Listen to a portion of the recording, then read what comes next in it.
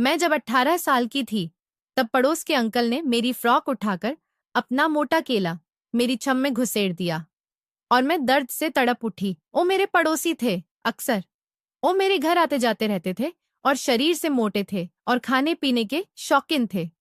घर में घुसकर खाने पीने की ख्वाहिश करते थे। मेरे बुआ से जरूर बात करते थे, क्योंकि मेरे फूफा जी गुजर चुके थे।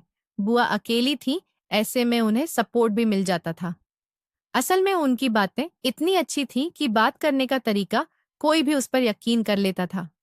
इसी वजह से शायद बुआ को उनकी बातें अच्छी लगती थीं।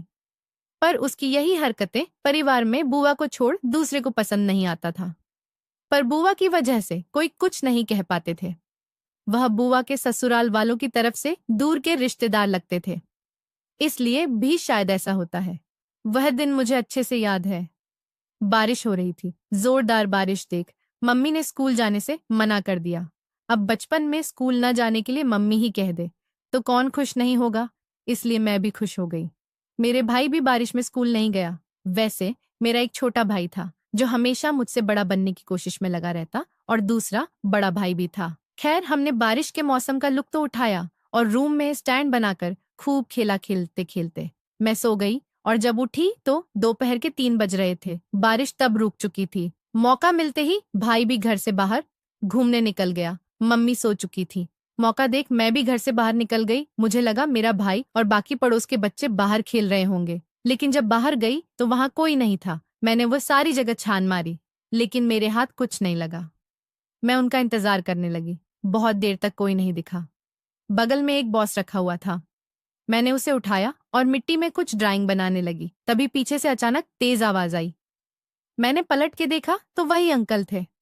वही अंकल जो बुआ से बात करने आते थे। मैंने कहा, जी अंकल। वह पूछे, अरे तुम्हारी फौजी कहाँ है? आज अकेली खेल रही हो? मैंने कहा, नहीं पता। बाकी लोग कहाँ कहाँ चले गए हैं? क्या आपने उन्हें देखा है?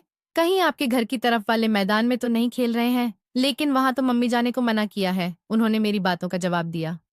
नहीं, वह वहां नहीं है, पर मैं जानता हूँ वह लोग कहाँ खेल रहे हैं। मैंने कहा, सच में आप जानते हो? उन्होंने कहा, हाँ। उस अंकल ने अपने गर्दन हिलाई और कहा, चलो मैं ले चलता हूँ।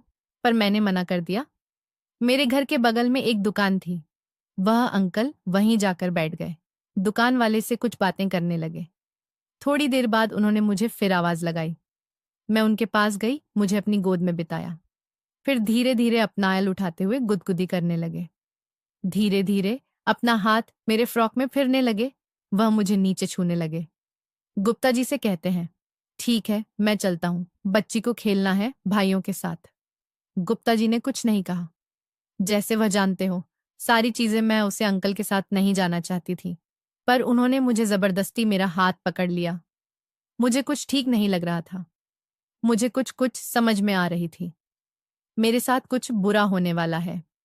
चलते चलते तो मुझे आम के बगीचे तक ले गए और वहां जबरदस्ती मुझे चूमने की कोशिश करने लगे। मैं जिद करने लगी, मुझे घर जाना है। जिस रास्ते से वो मुझे लेकर जा रहे थे, वहां मैं कई बार जा चुकी थी अपने दोस्तों के साथ। कुछ लोग मुझे पहचानते थे।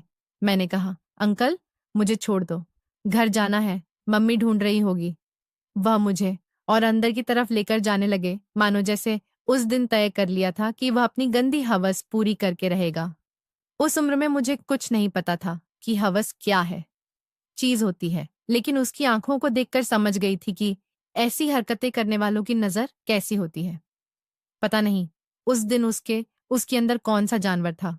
उसकी आंखें मुझे आज भी डरती हैं। वह अपनी प्यास बुझाना चाहता था, मेरी लेना चाहता था। वह मुझे करने की जगह खोजने लगा, मेरे शरीर को गांधी तरह से छूने लगा। मेरी फ्रॉक उठाकर मेरे चुकंदर को जोर से किस किया। मैं चिल्लाई, जोर से चिखी, पर आवाज बाहर नहीं गई। ओह, मेरे तक रह गई, क्योंकि उसने मेरे मुंह में कपड़ा ठूस दिया था। मेरे हाथ उसने मेरे शरीर को गंदी तरह छूने लगा। मेरी फ्रॉक उठाकर उसने मेरे प्राइवेट पार्ट पर जोर से काटा। मैं चिल्लाई, जोर से चीखी, पर आवाज बाहर नहीं गई, और कुत्ता मेरे संतरों को भी दबा दबा कर बड़ा कर दिया। इसके बाद मुझे घर ले गया और वही मेरे दोस्त खेल रहे थे, वही मुझे छोड़ दिया, और मैं किसी से नहीं बताई ये सारी बातें। और मुझे वह अंकल रोज बहुत सारी चॉकलेट दिलाते थे।